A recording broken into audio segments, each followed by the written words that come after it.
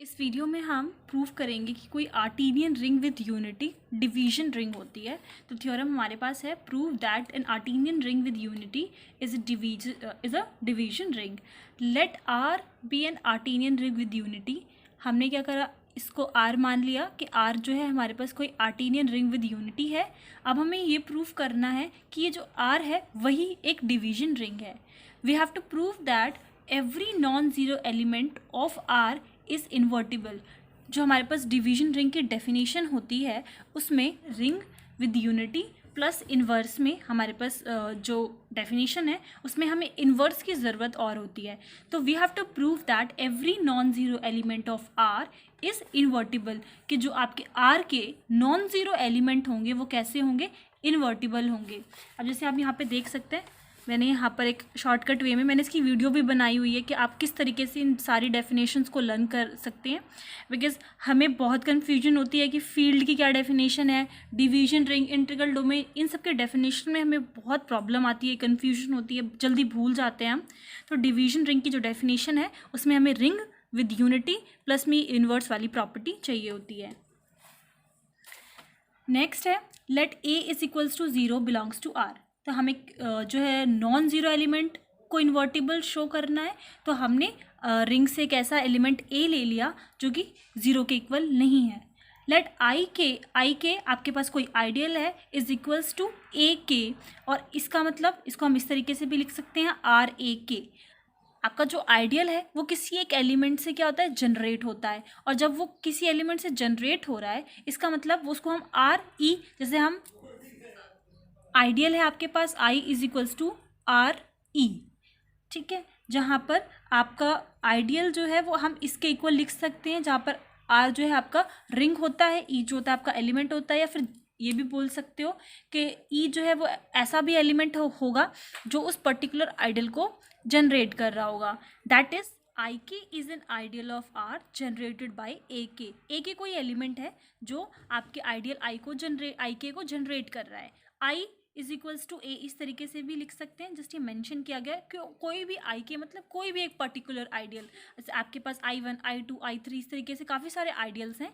तो हमने कोई पर्टिकुलर एक आइडियल ले लिया आई के, जो ए के एलिमेंट से, जैसे आपके पास A1 A2 इस तरीके के बहुत सारे एलिमेंट्स हैं, तो आपका जैसे मान लो A1 I1 को जनरेट कर रहा है, A2 I2 को जनरेट कर रहा है, इस तरीके से हमने कोई पर्टिकुलर आइडियल आई के ले लिया और वो किसी एक एलिमेंट ए के से जनरेट हो रहा है। उसको हम इस तरीके से भी लिख सकते हैं, क्योंकि ये हमारा जो एलिमेंट है वो जनरेट कर रहा है, तो किसी एलिमेंट को तो जनरेट करेगा, तो वो उसको हमने उस तरीके से लिख दिया। जहाँ पे मैंने आपको एक फॉर्म भी बताई, आज I is equals to R e type form होती है, जहाँ पे ये आपके पास रिंग होता है और ये कोई पर्टिकुलर एलिमेंट होता है। जैसा कि आप यहाँ पर ये थ्योरम देख सकते हैं, इस थ्योरम में जो हमने आइडियल लिया है, ए जो आइडियल लिया है, ए यहाँ पर कोई आइडियल है और वो जो आइडियल किसी आइडम्पोटेंट एलिमेंट से जनरेट हो रहा है, तो उस आइडियल को हम A is equals to R e इस फॉर्म में लिख सकते हैं, जहाँ पर आर हमारा रिंग है, ई हमारा आइडम्पोटेंट एलिमेंट है।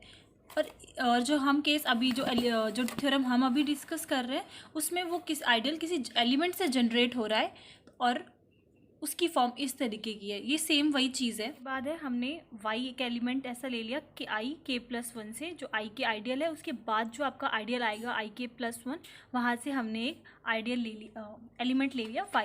आप देख सकते हैं जो आपने ये रिंग ली है वो आर्टीनियन रिंग विद यूनिटी है, और आर्टीनियन रिंग में आपके पास एक ऐसी डिसेंडिंग चेन, आर्टीनियन रिंग में आपके पास एक ऐसी डिसेंडिंग चेन एग्जिस्ट करती है आइडियल्स की, जैसे कि I1 है वो आपकी बड़ी होगी, I2 से छोटी होगी, उसके बाद I3 आ जाता है, और ऐसे सोन आई के बीच में कहीं आ जाएगा, फिर आपके पास IK+1 आ जाएगा, और इस तरीके से चेंज आती है।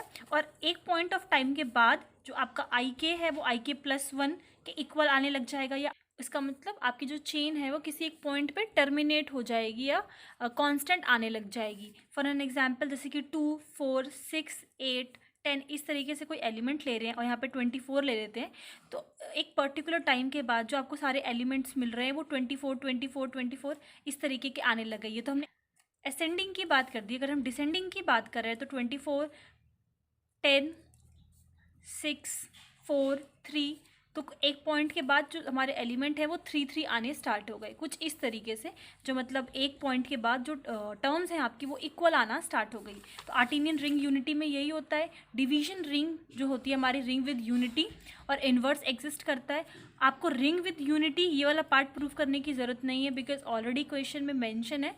जस्ट हमें वो ये इन्वर्टिबल कि इन्वर्स एग्जिस्ट करता है उसके नॉन ज़ीरो एलिमेंट्स का, ये पार्ट हम बस प्रूव कर देंगे तो जो हमारी रिंग है वो डिवीजन रिंग हो जाएगी। उसके बाद अगर y जो एलिमेंट है वो हमारा ik+1 आइडल से बिलोंग कर रहा है, तो सेम हम y is equals to R ak+1 लिख सकते हैं। यहाँ पे जो ak+1 है, जैसे कि यहाँ पे आपने ak जो एलिमेंट है वो ik को आइडल को जनरेट कर रहा है, उसी तरीके से ak+1 जो है वो ik+1 आइडल को जनरेट करेगा। और फिर उसको सेम इसी तरीके से लिख सकते हैं जैसे ऊपर लिखा कि आपका एक रिंग का एलिमेंट होगा और आपका वो जनरेटर होगा जो उस पर्टिकुलर आइडल को जनरेट कर रहा है, जैसा कि यहाँ पर लिखा। सेम वही चीज़ यहाँ पर कर दी।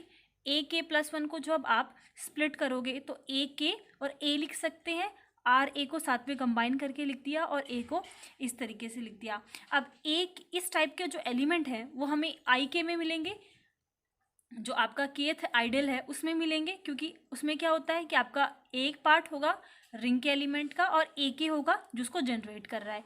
तो यहाँ पर इसको पूरा हमने रिंग का एलिमेंट मान लिया और ए के जो उसको जनरेट कर रहा है, तो ये जो है अब आपका आई के में बिलोंग कर गया। वाई एलिमेंट आपका किस में था, ik+1 जो आइडियल था उसमें है था, अब आई के में आ गया। तो इसका मतलब ये दोनों आइडल्स जो हैं वो कैसे हो गए, इक्वल हो गए। इसका मतलब हमारे पास कोई एक ऐसी डिसेंडिंग चेन मिलेगी आइडियल्स की I1 I2 सच दैट कि उसमें आपके जो एक इस पॉइंट पे आने पर जो आपके आइडियल्स हैं वो इक्वल आने स्टार्ट हो जाएंगे। हमारी जो रिंग है वो आर्टीनियन रिंग है, इसका मतलब हमें कोई पॉजिटिव इंटीजर m ऐसा मिलेगा जिसमें im is equals to im+i मिलना स्टार्ट हो जाएगा। जैसा कि मैंने अभी आपको बताया कि एक पॉइंट पे आने के बाद जो है वो चेन जो है इक्वल आना स्टार्ट हो जाएगी। तो हमने कोई पॉजिटिव इंटीजर m उसको मान लिया, तो im+i आना स्टार्ट हो गया। ठीक है, अब im जो है वो कौन से एलिमेंट से जनरेट होगा, a⁴m, जैसे कि i के जो है ak से जनरेट हो रहा था, वैसे ही im+i जो है वो a⁴m+i के टाइप के एलिमेंट से जनरेट होगा। उसी तरीके से नाउ जो am है वो am जनरेटर में बिलोंग करेगा, जैसे अगर 1 है तो वो 1 के जनरेटर में बिलोंग करता है। इस टाइप से जो am है वो a⁴m के जनरेटर में बिलोंग करेगा। अब आप देख सकते हैं am जो है वो इसके इक्वल है, तो इसको हमने इसके इक्वल शो कर दिया। यहाँ पर i की वैल्यू हमने 1 ले ली सपोज करो, क्योंकि 1 2 3 सारे एक बार ऐसे चलते जाएंगे, i की वैल्यू हमें बार बार वेरिएट करनी होगी क्योंकि टर्म्स की बात करेंगे। तो i की वैल्यू हमने 1 ले ली। यहाँ पर am जो है उसको आप किस तरीके से लिख सकते हैं, जो जनरेटर है आपका am, r आपका जो रिंग का एलिमेंट और आपका ये am+1, क्योंकि ये आपस में इक्वल है तो हम इसको इस तरीके से भी लिख सकते हैं। इसके बाद हमने क्या करा, जो am+1 था उसको स्प्लिट करके लिख दिया am इंटू में a, फिर इस पूरे टर्म को हम लेफ्ट हैंड साइड पर लेकर चले गए, तो इस तरीके से आ जाएगा इज इक्वल्स टू 0। a⁴m को हमने कॉमन ले लिया, तो यहाँ पे आ जाएगा 1 - ra इज इक्वल्स टू 0। ए हमने कोई नॉन ज़ीरो एलिमेंट माना था तो वो ज़ीरो के इक्वल नहीं हो सकता। इसका मतलब अगर हम a⁴m करेंगे तो वो भी ज़ीरो के इक्वल नहीं होगा, और इसका मतलब ये भी है कि जो आपका ये है 1 - ra वो ज़ीरो के इक्वल होगा। तो 1 - ra इज इक्वल्स टू 0। यहाँ पर जब आप इसको फिर से राइट हैंड साइड शिफ्ट करेंगे तो 1 इज इक्वल्स टू ra आ जाएगा। अब आप यहाँ पे देख सकते हैं ये एक तरीके से हमारा उसका a एलिमेंट हमें ऐसा मिल गया जिसका इन्वर्स हमें मिल रहा है और उसकी वैल्यू आ रही है 1। जैसे कि आप इन्वर्स में करते थे कि a कोई एलिमेंट है और यहाँ पर a इन्वर्स हमें मिलेगा, जिस तरीके से उन दोनों का अगर हम प्रोडक्ट करते हैं तो हमें आइडेंटिटी एलिमेंट मिल जाए। उसी तरीके से a आपका एलिमेंट है, ये इसका इन्वर्स एग्जिस्ट कर रहा है और यहाँ पर हमें जो 1 है वो एक आइडेंटिटी एलिमेंट मिल गया। तो यहाँ पर हमारे पास शो हमने कर दिया कि उसका इन्वर्स एग्जिस्ट कर रहा है, जहाँ पर ए आपका किसका एलिमेंट है, आर का एलिमेंट है। तो हमने ये बोल दिया कि this shows that every element of R has a left inverse, similarly every right inverse also exist. यहाँ पर हम जब मल्टीप्लिकेटिव जो हम इन्वर्स की बात करते थे तो हम दो तरीके से करते थे, a into a inverse is equals to e दोनों साइड्स की बात करते थे। अब हमने ये वाला कर दिया, अब हम इसकी भी बात करेंगे क्योंकि आपस में इक्वल है, इसका मतलब ज़रूर हमें इस तरीके से भी मिलेगा। अब यहाँ पर हमने आर की जगह एस ले लिया क्योंकि हमें राइट इन्वर्स भी शो करना है। आर की जगह हमने बस क्या करा, एक एस ले लिया कि हम जब उसका मल्टीप्लाई करेंगे तो हमें आइडेंटिटी के इक्वल मिलेगा। अब अगर हम ये शो कर देते हैं कि आर जो है और एस, आर एस आपस में इक्वल हैं, इसका मतलब सेम चीज़ ये हो जाएगी। इसमें तो हमें ए इन्वर्स था ही, हमने इसको सपोज करो बी इन्वर्स ले लिया। अब हमें एक प्रूफ करना है कि जो ये है बी इन्वर्स और ए इन्वर्स जो है आपस में इक्वल है, सो दैट हमारे पास ये मल्टीप्लिकेटिव की जो ये प्रॉपर्टी है ये प्रूव हो जाए। तो उसके बाद हमने आर को हम किस तरीके से लिख सकते हैं, आर इंटू वन लिख सकते हैं। ये वन जो है यहाँ पे वन की वैल्यू ए एस है, तो हमने यहाँ पे सब्सिट्यूट कर दी वन की वैल्यू ए आर इंटू में ए एस। उसके बाद इसको हम आर ए एस भी लिख सकते हैं और is equals to R A की वैल्यू हमें ऊपर से मिली थी वन, तो वन इंटू एस लिख सकते हैं। अब इसका मतलब यहाँ पे आर की वैल्यू हम ये लेकर चले थे, ये सारी आर की वैल्यूज आ रही थी और यहाँ पर आर की वैल्यू जो है एस के इक्वल मिल गई, तो this implies that R is equals to S. इसका मतलब जो हमने प्रॉपर्टी थी वो हमने शो कर दी और hence R is a division ring.